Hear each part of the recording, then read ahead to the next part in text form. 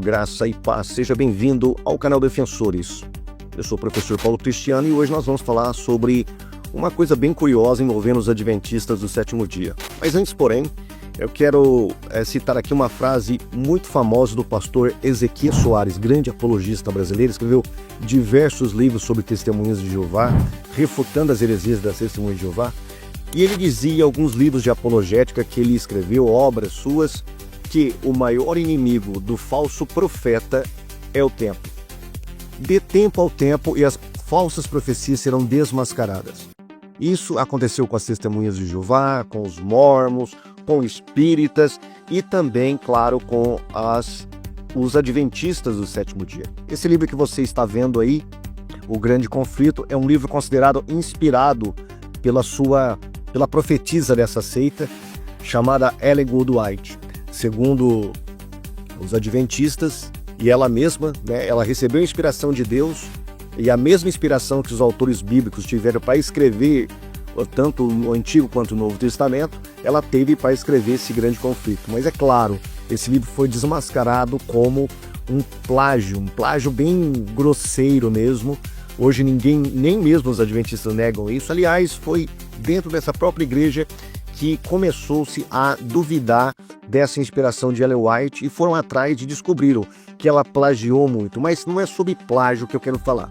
Eu quero falar sobre a famigerada lei dominical tão apregoada pelos adventistas. Todas as vezes que muda um presidente norte-americano, os adventistas saem polvorosa, falando que agora sim vai se cumprir a profecia de Ellen White sobre a famosa perseguição dominical. Ou se não, quando muda um papa, é a mesma coisa, tá? Então eles jogam figuras, algumas imagens do Papa cumprimentando o presidente norte-americano e aí sim vira aquela balbúrdia dentro do arraial adventista. Nós seremos perseguidos porque o domingo será implantado e quem não guardar o domingo será perseguido e morto pelo Estado, a besta. Jurados, aquele homem é perigoso. Numa sociedade onde todos cooperam para o bem da comunidade, aquele homem se recusa a trabalhar no sábado. Depois de tanta luta para unir ideias religiosas diferentes em torno de um mesmo Senhor, este homem se recusa a guardar o dia da família. Isso mesmo, senhores! Ele se recusa a guardar o domingo! E atentem para a gravidade deste fato. Desonra aberta e declarada àquele que ressuscitou neste dia para nos salvar, nosso Senhor Jesus Cristo! Protesto, meritíssimo! Protesto negado. Continue, Excelência. Sim, meus senhores.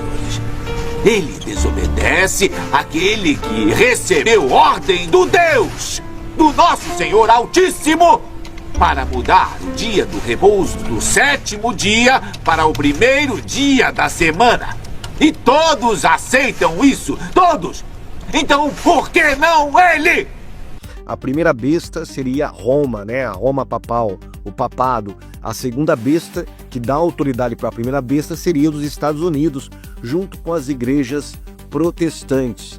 Eles se uniriam, então proporiam ali uma lei estatal, dominical, quem não guardasse o domingo seria perseguido. Olha a maluquice desses caras, tá? E aí tem os grupos mais radicais, os adventistas, que vão apregoando essa besteira durante todo esse tempo. Mas eu quero ler com você aqui um livro, esse livro Grande Conflito, que eu tenho em mãos aqui. Essa é a capa mais antiga dele, O Grande Conflito, de Ellen White. No capítulo 35 desta edição que eu tenho aqui, diz assim, galera: poucos sabem os protestantes o que estão fazendo ao se proporem a aceitar o auxílio de Roma na obra da exaltação do domingo, enquanto se aplicam à realização de seu propósito. Roma está visando restabelecer o seu poder para recuperar a supremacia perdida.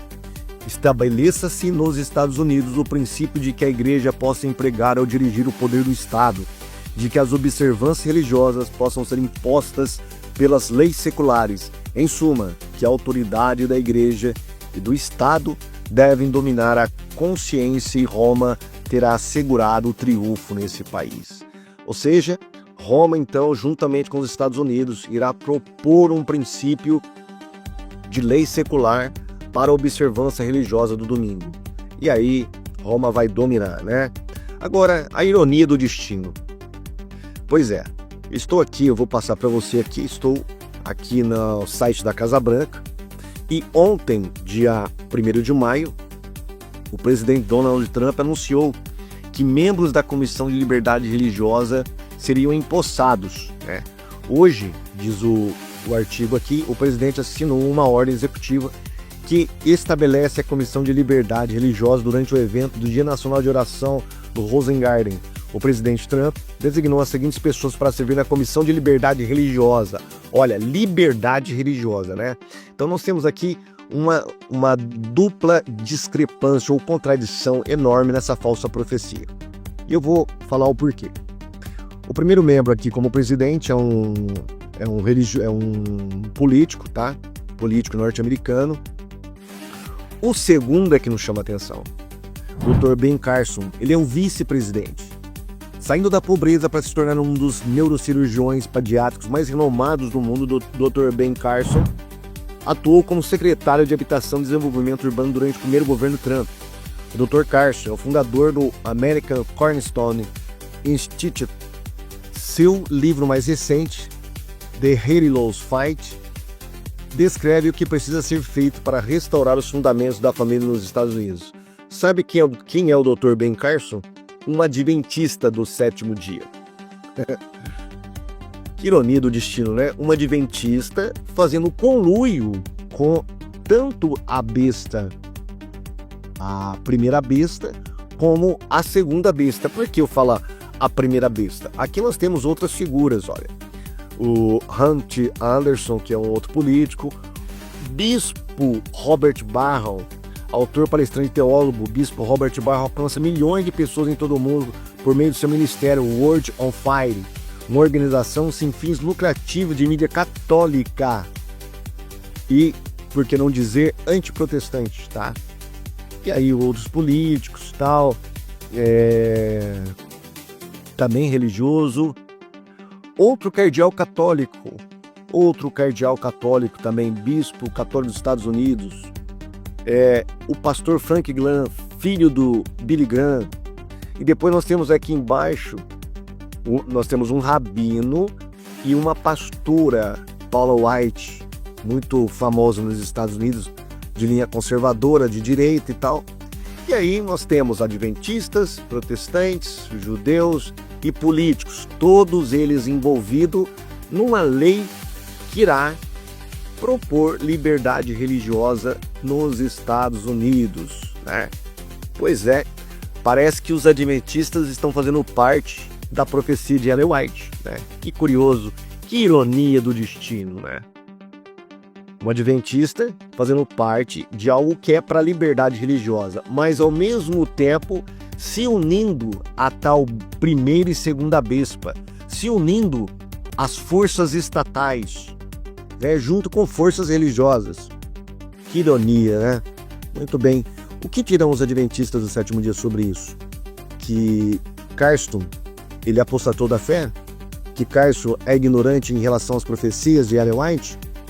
Ou que as profecias são mais, vamos dizer assim, complicadas do que se parece? Vamos ver as desculpas dos adventistas, né?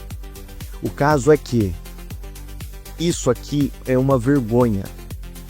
Isso aqui são falsas profecias, além de que está lotado de plágios dessa falsa profetisa, né? Que os adventistas ergam a mão para os céus, reconheçam seu pecado de apostasia e se voltem para o verdadeiro evangelho de Jesus Cristo. Muitos estão fazendo. Eu aconselho você a assistir. Se você não conhece, você está perdendo.